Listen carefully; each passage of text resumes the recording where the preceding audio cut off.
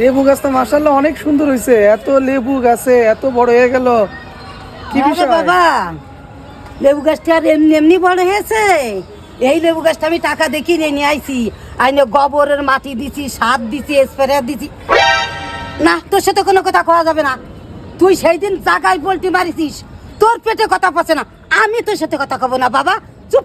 लेकिन एक सेकंड। আরে খালা, তুমি আমাকে ভরসা করে বলো, আমি কাউরে কিচ্ছু বলবো না। সেদিন তো এমনি বইলা ফেলাইছিলাম। তুমি বলো বলো, আমরা বলো কি। আরে বাবা, কি আর বলবো, এই গাছটা স্প্রে করে সুন্দর করে মানুষের মতো তৈরি করে বড় করেছি।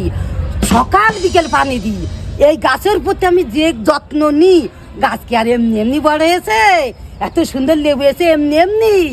আমার পরিচর্যায় আমি ভোরবেলা উঠে নামাজ পড়ে গাছের গোড়ায় চলে আসবা, আচ্ছা প্রত্যেকটা গাছগুলো পানি দেবো। লেবু গাছটা বেশি পরিচর্যা করি, আমার খুব লেবু পছন্দ।